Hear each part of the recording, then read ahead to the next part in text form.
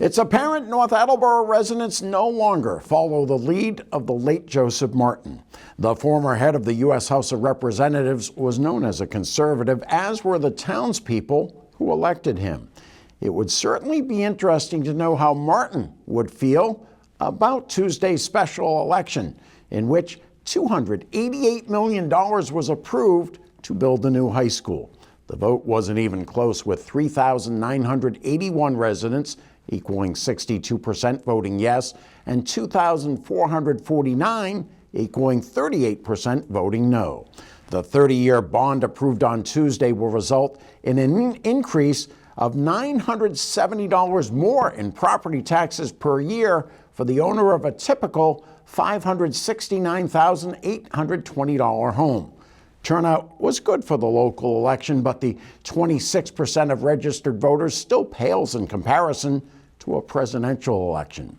Local officials were certainly excited. They visited the North TV set after the results were known to discuss Tuesday's election and what's next in the building of a new North Attleboro High School. The first thing that I just reflect on is the amazing team that has been a part of this now for well over 7 or 8 years. We started this process with the early submissions, but really once the MSBA approved us a couple of years ago, it got real.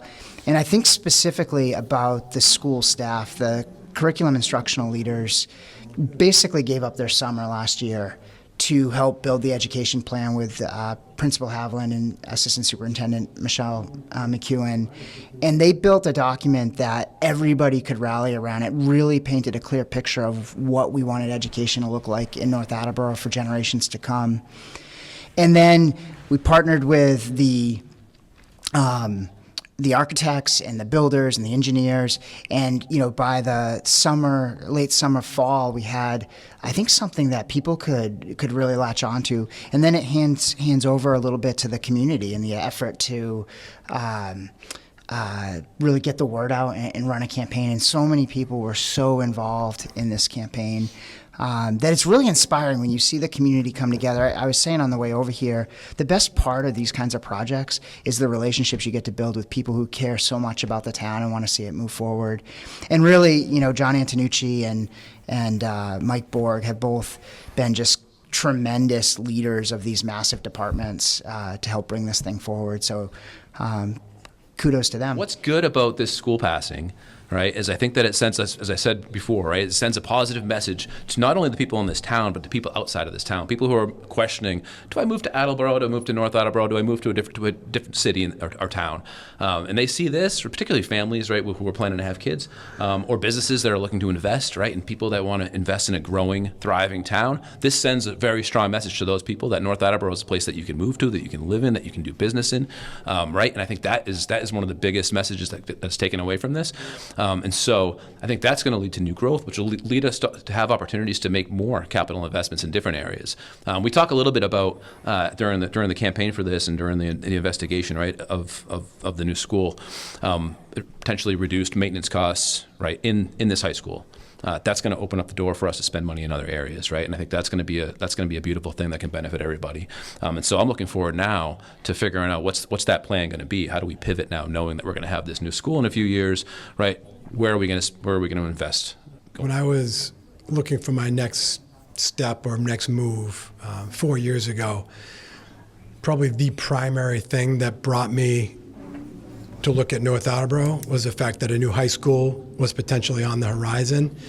And it's been everything I thought it would be. It's intense work, but it's great work. And we've been working really since day one, second I walked in the door here 4 years ago. So to see this project come to fruition, it's everything we could have asked for. I would never even consider the hypothetical of the no vote, but I was going to be in it for the long haul anyway. It just would have been different work. This is exciting work. This is why we all do this job. I am so proud to be a member of this community, and more importantly, I am so excited for what this project is going to bring for our students and our whole town. It's going to be incredible. I remember, I think John saying during one of the interviews that The educational plan that you guys put together Yes. wowed the people at the MSBA, one of the best they've ever seen. Right. Did you have a role in putting that together? We did. Principal Haviland and I worked really closely with an incredible team of teachers at the high school level. We also had community forums where people from all parts of the community, including our students, really told us what they needed for education. And so we listened and we learned about what the best practices are in education. We wrote 60 pages of a vision for the future of North Attleboro. It's hands-on learning, it's authentic, it's giving kids those real opportunities to understand what it's like to be in business, in marketing, in engineering, but learn with that hands-on approach that's so critical today. I want to publicly thank our curriculum instructional leaders and all the teachers and students at North Attleboro High School, and all the family members. I want to go on record as saying that too. We, the three of us, are in it for the people of North Attleboro, and every part of this project was about the people and the families in North Attleboro. And we're so proud of the work that we were able to do with our teachers and our curriculum instructional leaders. And so none of that gets done, and none of these opportunities that you just asked about are available to us if that work wasn't done. We created an educational vision plan that was lauded by the state as the model for the entire Commonwealth. And North Attleboro recognized that, and North Attleboro showed up today and are going to help us deliver that plan. And North Attleboro is going to get its money's worth as far as education for students and families going forward for the next 50 to 100 years. There were so many parents who had children in their car that seemed to be of an age where they had some awareness of what was going on, and then a lot of other parents who had little babies and toddlers in the back seat.